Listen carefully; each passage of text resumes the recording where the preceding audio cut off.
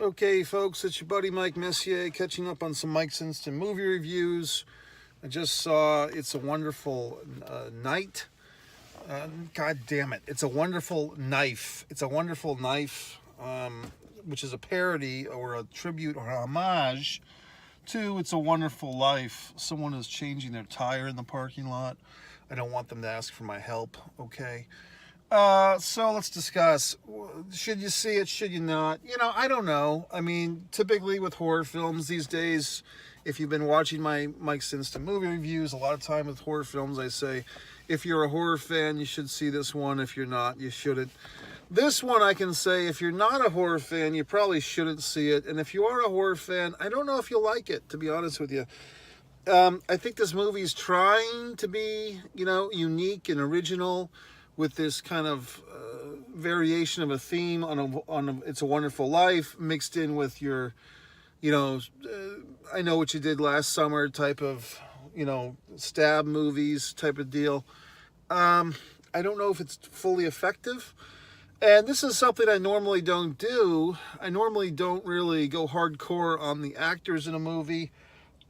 But this time I do feel like the performance of our lead here, not our lead, but the lead in this movie, I don't know if she was very unique in her presentation. She kind of seems like someone who has taken a lot of the same acting classes or has watched a lot of movies and is kind of just giving our interpretation of what the lead actress in a horror film like this should be, if that makes any sense. Like a lot of her acting tools are kind of like the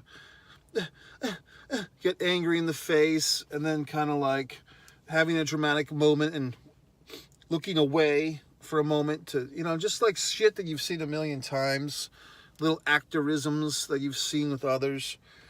I don't know. I mean, the movie starts strong. I think the first 10 minutes of the movie was pretty strong and it was kind of set me up to really want to think this thing was going to be great.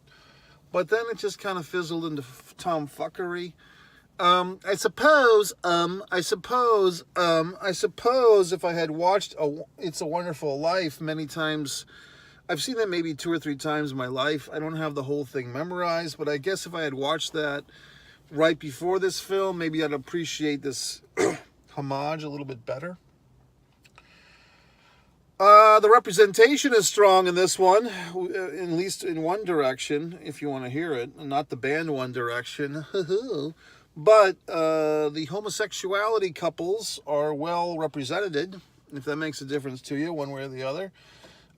We start off with the gay brother, and then we have the gay football team members, and then we have the gay aunt and her lesbian lover. And then our lead character, who has a boyfriend early in the film, suddenly she's kind of going out with the town weirdo female. So she becomes, she kind of crosses the line, so to speak, TNA Wrestling Impact. So, there it is. I mean, if you don't care, you don't care. If you do, you do. But it does seem like that was important for the filmmakers that, roughly 60% of the characters in this movie are of that homosexual persuasion, okay? Not that there's anything wrong with that, okay? So there you go, folks. So did I like the movie? Did I not like the movie? I found myself nodding off a little bit. I didn't hate the movie, but I did find that I was kind of looking forward to it to being over, and I don't even think that even like the less discerning horror fan, I don't particularly see anyone going goo-goo for Cocoa Puffs with this one either. I mean, it's not like the It Lives Inside or Talk to Me, these other horror films that were 2023 that I can see having some shelf life. I think this one is kind of fade into the sunset of an also-ran type of movie, okay? Horror film. I just feel like the uniqueness of it is not that unique. What they're trying to be unique is really not that unique. The acting is not superb.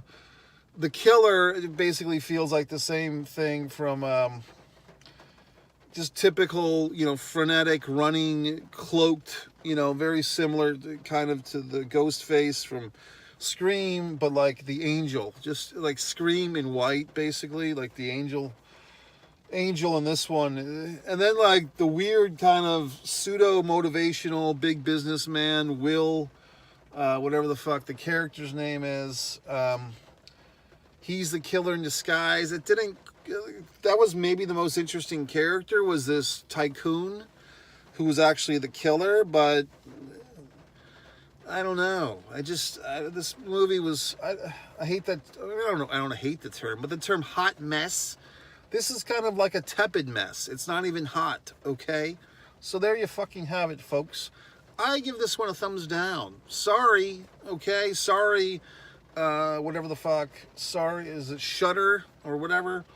Just not, it's a big miss. It's horrible.